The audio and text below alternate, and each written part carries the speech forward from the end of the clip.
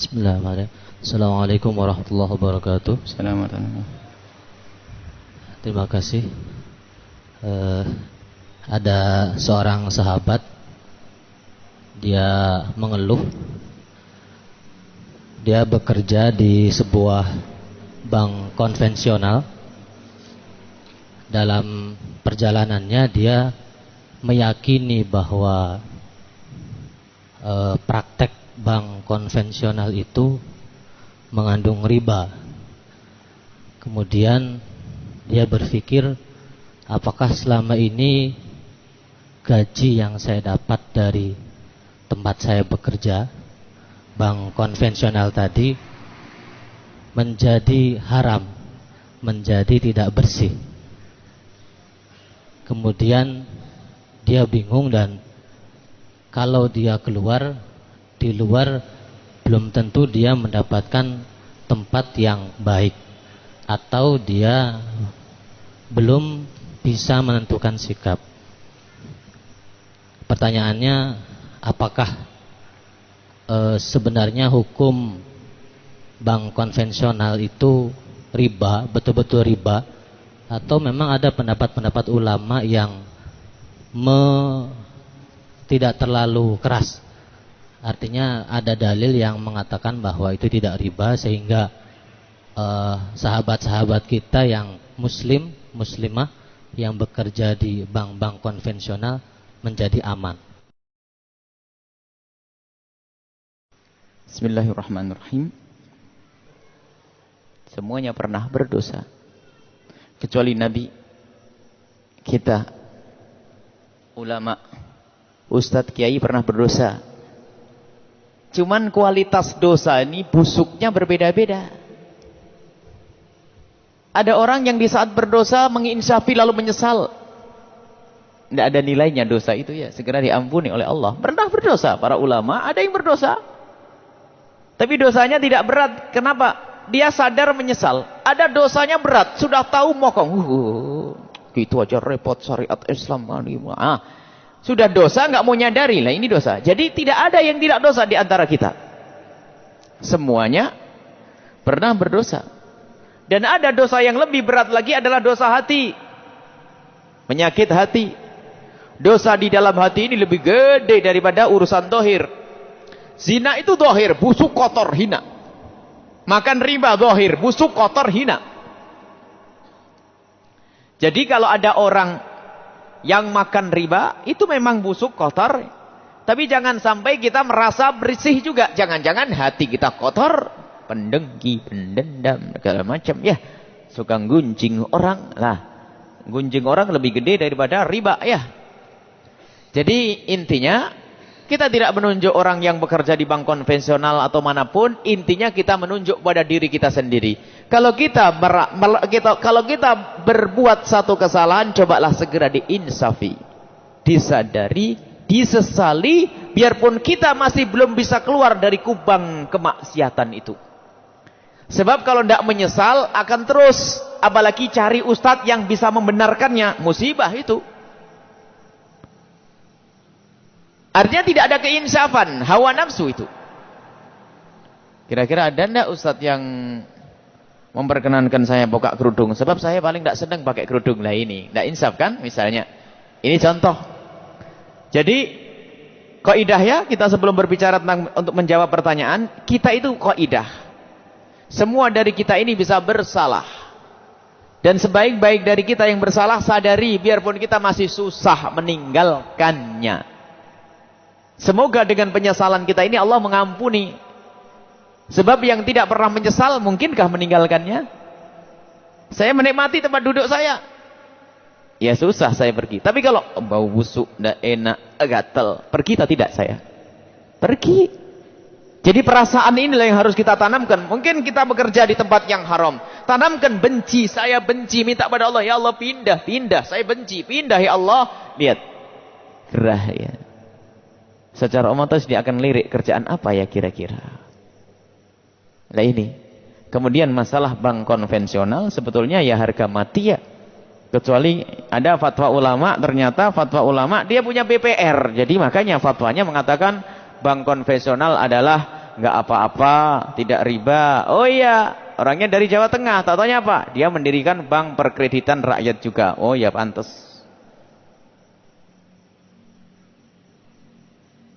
Dan dia mengkritik ulama yang mengharamkan, katanya apa? Ya karena dia tidak punya bank. Nah ini kan kurang ajar tambahan, bukan dengan insaf. Kita tidak perlu dengan perilaku manusia. Perilaku manusia bukan dalil. Kembali kepada dalil syar'i itu. Semua peminjaman yang ada kembalinya manfaat, kullu qardin jarra naf'an. Ini hadis Nabi. Semua peminjaman yang kembali dengan manfaat kepada, semua peminjaman yang ada kelebihan manfaat bagi yang meminjamkan, fahuwa riba, itu adalah riba. Hadis ini disebutkan oleh para fuqaha, talaqqathul a'immatu bil qabuli, para imam-imam ulama menerimanya langsung, enggak pakai cek recek, karena sudah jelas ini sesuai dengan dalil-dalil yang lainnya.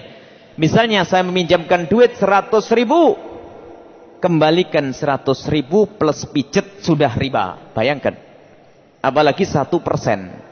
Apalagi 0,5%. Ulama-ulama besar kelas dunia yang menghafal Quran umur 8 tahun ini hafal juz amma saja tidak hafal, bagaimana mengatakan bank halal? Kan musibah ya. Riba ini harus kita adil semacam ini. Mohon maaf, dosa bukan hanya di bank loh ya. Di mimbar ada dosa, menggunjing. Ustadz menggunjing ada atau tidak? Ada. Ini lebih gede daripada makan riba. Jadi kalau kita mengomongkan bank riba itu, di bank itu ada ribanya, artinya ini adalah berbicara wajar. Bukan berarti kita mencela perbankan. Bukan. Di dunia pesantren banyak kemaksiatan. Kalau orang tidak hati-hati, ustadz pun bisa terjerumus dalam menggunjing, kesombongan hatinya, dengki kepada sesama ustadz juga ada. Hanya karena yang ditanyakan masalah bank, kita harus berbicara tentang bank yang sesungguhnya. Jadi masalah bunga itu adalah tidak diperkenankan dan hukumnya haram. Kalaupun ada sebuah buku gede, katanya solusi umat Islam, tebal, itu ditulis oleh ulama-ulama katanya. Itu hasil daripada debat bahsul masail yang ribut, ketebak-ketebuk begitu nanti. Sehingga ada 3 hukum. 1 haram, 1 makruh, 1 mubah. Ini kok ada hukum begitu ya? Padahal ulama-ulama kelas berat dunia itu sudah. Dr. Wahbah Zuhaili menghafal Al-Quran mulai kecil. Dr. Muhammad Said Ramadan Al-Buti nggak apa yang nggak hafal, sudah menghafal ribuan hadis. Ternyata dengan kukuh dan tegas bahwa bunga bank itu adalah hukumnya haram. Sebetulnya yang mengiklankan, menginfokan, mengumandangkan keharamannya itu bukan kita para ulama. Sebetulnya sudah jelas. Kenapa muncul bank syariah? Coba tanyakan. Bank Islam. Karena ada bank kafir, kan begitu sebetulnya mafhumnya. Hanya kita itu karena kurang cermat kadang-kadang. Kenapa? Kalau memang kenapa harus pakai bank Islam, kan begitu? Karena sadar dari perbankan sendiri banyak orang-orang insaf. Kita ketemu dari bank-bank konvensional orang insaf. Dia berada di situ untuk merubah, untuk memperjuangkan. Ada. Jadi mohon maaf dari saudara-saudara yang di perbankan. Pertama yang harus Anda lakukan adalah tanamkan keyakinan bahwasanya bunga itu adalah haram. Tidak perlu kita mencari adakah ulama. Ada. Di Yaman ada ulama labelnya gede yang gedekan pemerintah. Namanya siapa? Yahya Ad-Dar. Dia punya fatwa besar bahwasanya bunga bank terang-terangan adalah tidak haram. Ya ketawa ulama. Ente sendiri. Dan tidak terbukti dia seorang yang punya kajian ilmiah. Ada, kalau mencari ada saja. Tapi ulama kelas apa dia? Sujudnya bagaimana? Ketawaduannya bagaimana? Keilmuannya bagaimana? Ada, kalau mencari ada saja. Liberal aja kurang bahaya apa? Nabi Muhammad dicaci juga ada, katanya ulama. Jadi kita kembali kepada ulama yang benar-benar, yang mereka itu terbukti kewaroannya, takut kepada Allah Subhanahu wa ta'ala. Jadi kalau bank konvensional itu hukumnya adalah sudah dijelaskan oleh bank syariah. Bank syariah sendiri kan yang ngomong. Di dalam ini tidak ada riba, bunga, bukan, kan begitu sebetulnya. Makanya kita sebetulnya mendukung adanya bank syariah, biarpun masih banyak kekurangannya, Kami anggap mereka itu seperti bayi yang lahir ya. Kita lama menanti kelahiran seorang bayi. Setelah lahir ternyata ada kurangnya ya. Akhlaknya kurang baik ya. Jika ada yang kurang bukan harus dibunuh anak kita kan. Kita didik. Jadi bank syariah itu ayo kita benahi bareng-bareng. Sehingga menjadi benar-benar bank yang benar-benar berkualitas. Ada kekurangannya. 1, 2 ada. Wajar. Mencari yang sempurna susah. Tapi minimal mereka melangkah kepada kebenaran, kebaikan itu adalah suatu hal yang baik. Jadi bank konvensional marilah. Jangan takut menjadi kekasih Allah bisa biarpun masih di bank konvensional. Anda akan menjadi kekasih Allah. Dengan bagaimana? Anda membenci pekerjaan A. Dan jangan berkata di luar tidak ada pekerjaan. Ngerendahkan Allah Subhanahu wa taala. Inilah kelemahan kita itu merasa bahwasanya rezeki kita itu hanya di pabrik itu, di perusahaan itu. Padahal perusahaan itu hanya wasilah saja. Allah bisa memberikan ternyata rezeki kita di luar lebih banyak. Yang kaya melalui bank tidak banyak ya. Banyak pengusaha ya. Jual kerupuk ada. Jual rongsok saja kaya raya. Bisa tidak ada. Jual kerupuk, jual kue. Orang pelarat jual kue. Bukan pegawai bank kan? Banyak bukan pegawai bank bisa kaya raya. Artinya jangan mengatakan rezeki hanya di pabrik itu, di perusahaan itu. Ini harus kita bangun keyakinan. Barangkali di luar pun saya belum tentu dapat pekerjaan. Nah, maka dari itu tanamkan kebencian dulu tanpa harus Anda meninggalkan tempat itu mungkin. Kalau Anda belum kuat. Tapi benci dulu sambil beristighfar dan beristighfar. Adapun gaji yang lalu karena waktu itu belum tahu ya Allah memaafkan. Tapi setelah tahu ini bagaimana? Nah ini. Setelah tahu. Kemudian gaji di bank sendiri. Masih ada transaksi yang lainnya. Barangkali kita tidak harus mengatakan semuanya transaksi yang di bank itu adalah tidak benar. Ada di bank itu yang masalah transferan dan sebagainya itu masih diperkenankan. Tapi kalau sudah urusan bunga, jangan ditawar lagi masalah ini. Patuh sajalah. Kalau kita termasuk orang yang terjerumus di dalam bunga bank, kita segera kembali kepada Allah, minta ampun kepada Allah, minta maaf kepada Allah, dan minta semoga Allah mudahkan kita untuk dapat pekerjaan yang baru, untuk mendapatkan rezeki yang baru. Jadi itu jawabannya adalah tidak bisa ditawar ya. Masalah bunga adalah hukumnya haram. Jangankan duit persenan. Sebetulnya banyak orang yang mengeluh ya. Lawang di antara sahabat kita itu mau membayar. Unik kan?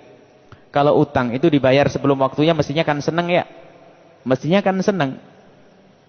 Tapi ada salah satu sahabat kita punya hutang banyak. Karena pengen membayarnya sudah ada duit atau bagaimana? Pengen bayar kontan.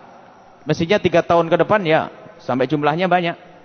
Tapi setelah pengen punya utang, pengen dibayar sekarang malah didenda katanya. Tidak tahu wah ini aturan bagaimana? Maksudnya harus kena apa gitu. Jadi kalau belum waktunya malah kena tambahan. Nah, ini kan unik ya. Sebab apa? Hitungannya harus untung dia itu. Sekarang banyak yang terjepit di antara teman-teman hutang bunga. Sekarang saya itu harus bayangi bunga semacam ini, sebanyak ini, Masya Allah. Jadi ini adalah kejadian-kejadian yang terjadi di bank-bank seperti itu. Tapi apapun bentuknya kita doakan. Sebab mereka juga kaum muslimin. Mereka kaum muslimin, saudara-saudara kita di perbankan. Bahkan kita juga ngisi di bank-bank konvensional. Kita mengisi karena menganggap bahasanya kami yakin di antara mereka ada hatinya yang bersih. Ada di antara mereka yang memang tidak tahu bekerja di situ. Dan insya Allah kalau tahu akan kembali kepada Allah Subhanahu Wa Taala lebih bagus dari yang lainnya. Inilah, yakinlah seperti itu. Tanpa harus kita menghinakan orang bank. Kotor. Nah ini lagi bab ujub ini. Merendahkan orang bank-bank. Kita doakan semoga Allah memberikan kesadaran. Dibukakan pintu rezeki yang lainnya.